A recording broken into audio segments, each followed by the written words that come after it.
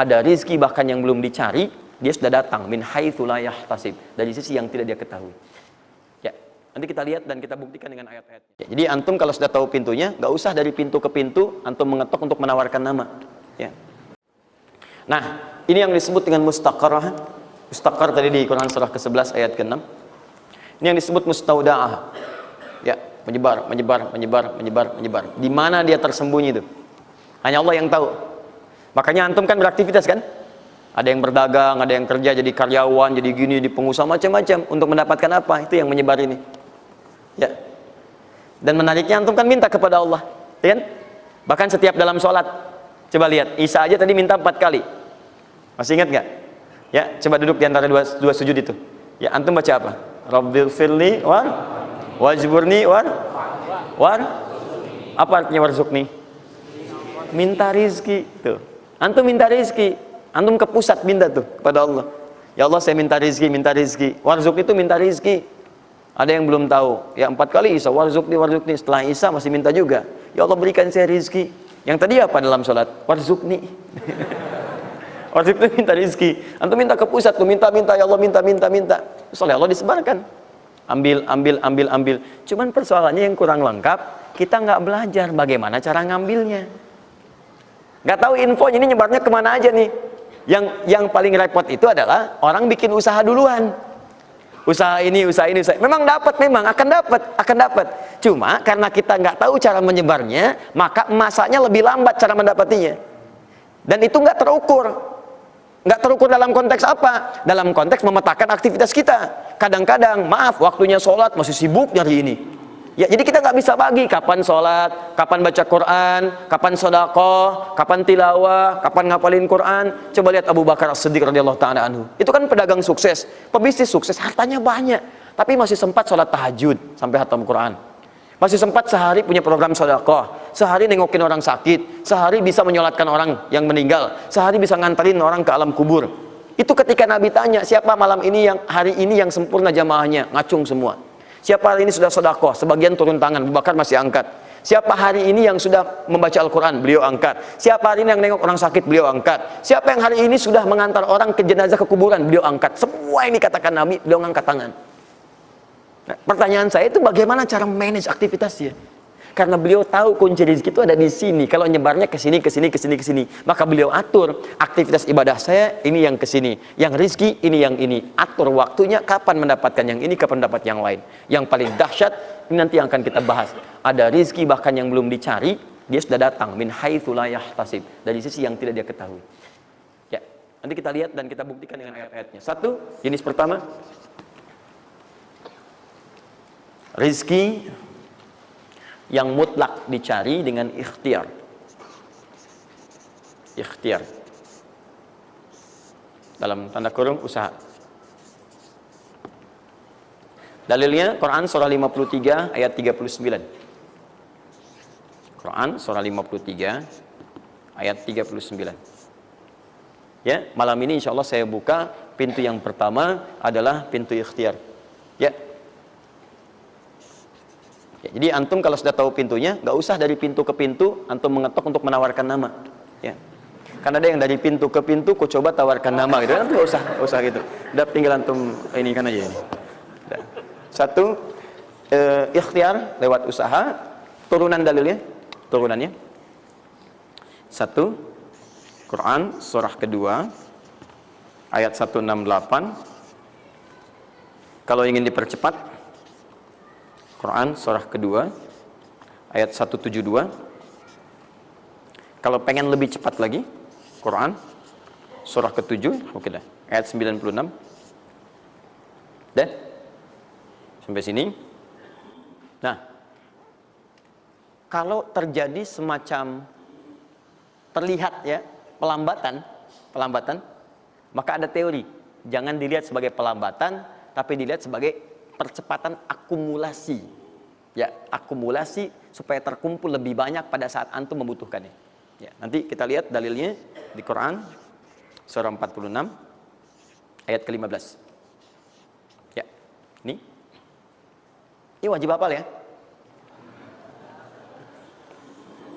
Tenang aja, pertemuan kita berikutnya kapan? masih 1 pekan.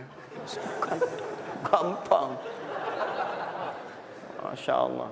Orang 3 hari apa 200 ayat Ali Imran. Masa sepekan antum berapa ayat sih ini? Gampang ini. Ayatnya juga pendek-pendek, insya Allah. Ya. Sudah? Jangan dulu dilihat, catat aja dulu. Kalau antum lihat sekarang, antum nanti udah ini duluan. Catat dulu aja. Sudah? Udah ya? Baik, ini udah. Nah, sekarang turunannya, kan ini baru intinya. Turunan amalannya. Ini wajib antum kerjakan. 1, di turunan amalannya. Quran surah ke-17 ayat 78 sampai 82. Ini wajib antum kerjakan. Demi Allah saya katakan wajib antum kerjakan. Kalau ini antum gak usah hafalkan untuk dites. Ini gak akan dites, insya Allah. Tapi antum wajib amalkan saat nanti menunaikan ibadahnya. Baca ayat ini. Ya, dites oleh kita sih enggak. Cuman saat antum kerjakan mesti hafal ini saat ibadahnya. Ya. Karena antum akan baca dalam sholat. Ya. Sama aja dong. Ya. Teruskan. Terus. Quran surah ke-73 ayat 1 sampai 20. Tidak akan muncul di ujian. Insyaallah. Dah? Teruskan. Quran surah ke-15 ayat 9. Dan Quran surah ke-54 ayat ke-17. 1 ayat saja.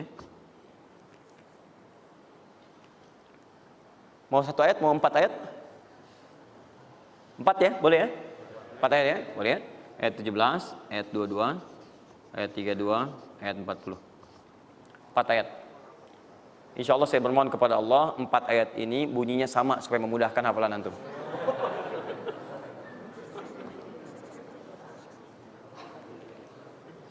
Lima. Sudah? Tahan.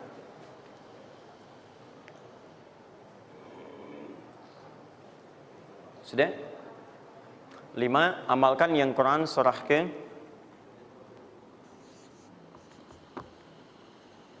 51 ayat 18. Ini untuk mempercepat pengabulan doa. Jadi kalau antum minta seketika. Sudah?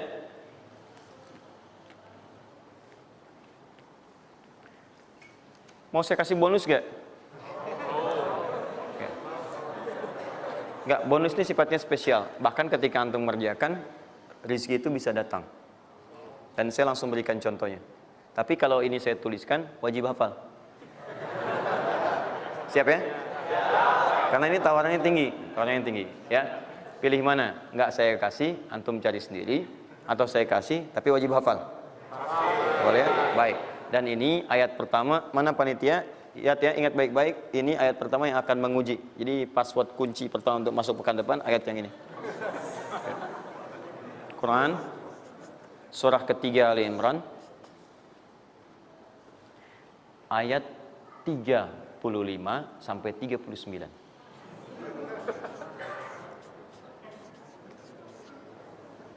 Gampang ya? Alhamdulillah. Yang akan diuji hanya ayat 37-nya, 38 dan 39-nya. Yang diujinya 37, 38 dan 39. Panitia boleh acak mau tanya yang mana dulu ya. Tapi itu ayat yang pertama, yang selanjutnya 3 ayat berikutnya bebas pilih. Sudah? Nah, ini bagian pertama. 1, rezeki yang didapatkan dengan ikhtiar. Ingat, bahkan Allah langsung menamai ibadah ini dengan ibadah yang sifatnya bisa menambah rezeki. Cuman kadang orang nggak sadar, taunya diambil. Tapi kalau pengertian secara bahasanya sebetulnya bukan berkurang, nambah malah. Nambah. Cuman orang tuh nggak sadar ketika dia mau ditambah rezekinya, dia malah nggak mau. Karena merasanya diambil, dikurangi. Nanti kita akan lihat. Jangan lu dibuka ayatnya, Pak.